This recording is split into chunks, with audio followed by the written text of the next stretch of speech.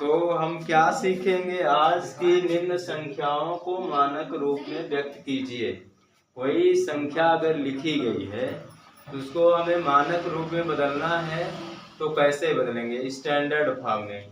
तो क्या करना पड़ेगा? यहाँ ये रहता है जैसे दशमलव, ये क्या है? दशमलव का चिन्ह है। अगर दशमलव के चिन्ह को हम आगे ले जाएंगे, आगे की ओर मतलब दाएं तरफ ले जाएंगे तो घात में कौन सा चिन्ह होगा? जब हम दशमलव को दाएं की तरफ ले जाएंगे तो मेरा चिन्ह क्या हो जाएगा? माइनस हो जाएगा। अगर दशमलव है, मेरा दशमलव का चिन्ह अगर है और उसको ले जाना है बाएं की तरफ, तो मेरा चिन्ह क्या होगा? प्लस होगा। कहाँ होगा? घात में। घात में हो जाएगा प्लस, घात में प्लस चिन्ह। जब कोई संख्या दी गई है, अगर उसमें दशमलव चिन्ह लगा है, तो दशमलव को जब हम बाएं की तरफ ले जाएंगे तो क्या लगेगा, और दाएं की तरफ ले जाएंगे तो क्या लगेगा? तो हम इधर आ रहे हैं बाएं की तरफ, तो यहाँ लिख देंगे बाएं तरफ ले आएंगे तो प्लस लगेगा, और दाएं की तरफ ले जाएंगे तो माइनस लगेगा। लेकिन लगेगा कहाँ? घात में। जहाँ घात रहेगी वहीं प्लस और माइनस लगाना है कि कितने अंक बाद हम दशमलव को आगे ले जा रहे हैं, कितने अंक बाद दशमलव को हम पीछे ले जा रहे हैं।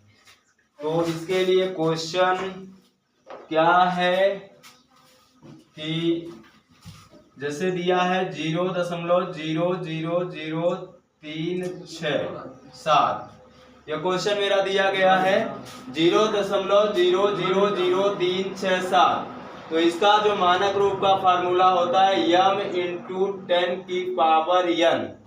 m कोई संख्या है और इसका बेस 10 है, और कितने अंक ले जा रहे हैं वो n नंबर है। नंबर मतलब कोई भी अंक हो सकता है कि कितने अंक हम उसे ले जा रहे हैं आगे की तरफ।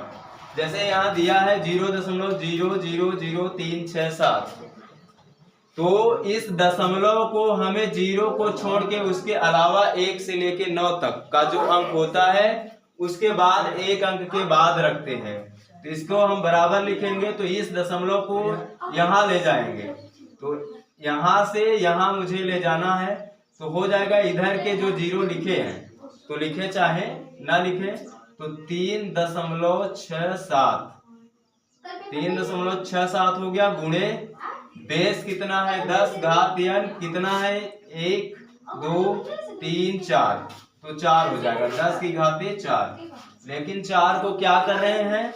ये 4 जो है मेरे हाथ के दाएं तरफ जा रहा है, इसलिए लग जाएगा माइनस। यही है मानक रूप।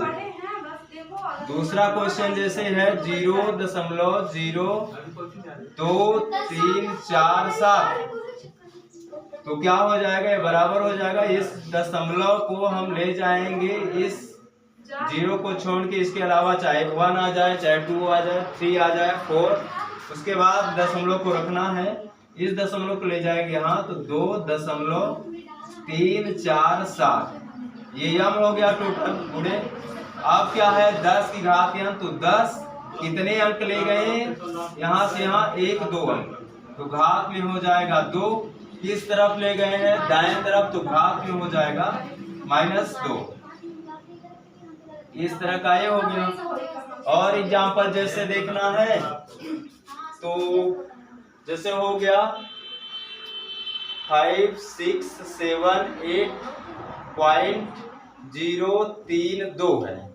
इस तरह का अगर है तो दशमलव मेरा यहाँ है, दशमलव को यहाँ से इधर ले जाएंगे तो क्या होगा? तो बराबर लिखेंगे। अब इस दशमलव को बाएं की तरफ लाना है एक अंक के बाद, तो हो जाएगा 5.678.032। 0 अगर बीच में है तो काउंट होगा, लिखा जाएगा।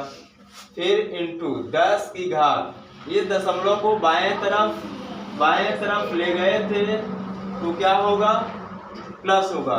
तो यहाँ से बाएं तरफ 1 2 3 यानी 3 अंक जा रहे हैं बाएं तरफ, तो प्लस लगेगा कितना 3, हो गया 5.67803 गुणे 10 की घाते 3, ये इस तरह का हो गया। और बहुत सारे हैं और क्वेश्चन है, देख लेते हैं क्या होगा। जैसे दिया है 4 नंबर 32.57, इसको हल करेंगे तो हो जाएगा 3.257 गुणे 10 की घात। इस दशमलव को ले आए हैं यहाँ, एक अंक पीछे आए हैं तो कितना हो जाएगा बाएं की तरफ, तो हो जाएगा 1 अंक, और 1 लिखे चाहे न लिखे, फिर हो जाएगा 3.257 गुणे 10। इस एक को लिखूं घात में चाहे ना लिखूं, इससे कोई फर्क नहीं पड़ता है, क्योंकि 10 की घात 1 बराबर 10 ही होता है। और एग्जाम्पल इसमें यही हो जाएगा आंसर। फिर है, अगर मान लीजिए 320537 है, अब इसमें कहीं दशमलव दिख ही नहीं रहा है, तो क्या होगा 32053 इसके बीच में कहीं दशमलव नहीं है।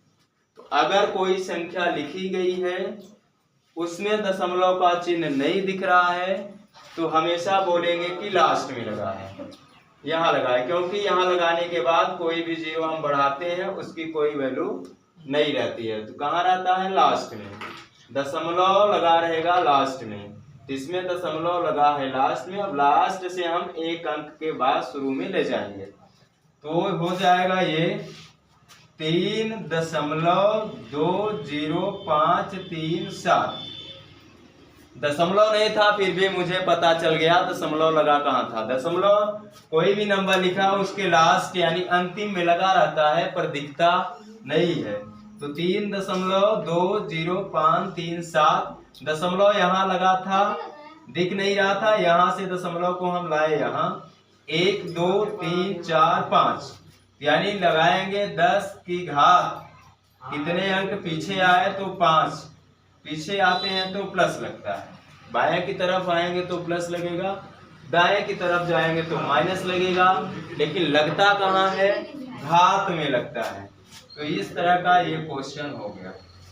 और इसके अलावा जैसे है 3 2 के 0 0 0 0 3 7 है, अब बीच में जीरो आ गए हैं तो सोचेंगे कि जीरो को छोड़ना है कि नहीं, बीच में अगर आएंगे दोनों तरफ से नंबर कोई लिखा है जीरो के अलावा 1 2 3 4 5 यानी 9 डिजिट जो होते हैं 9 अंक तक, अगर ये लिखे हैं पूरे रहेंगे, बीच में नहीं हटेगा जीरो। तो अब यहाँ भी नहीं लिखा है, अब दशमलव लास्ट में लगा है, दशमलव लास्ट में लगा है तो इस दशमलव को हमें 1 अंक के बाद लगाना है शुरू से, तो हो जाएगा 3.2 कितने जीरो 1 0 2 0 3 0 4 0, इसके बाद 3 7 है, ये m इंटू 10 की पावर n स्टैंडर्ड फॉर्म का रूल है, तो हो जाएगा 3.2000037 गुणे 10 की घात।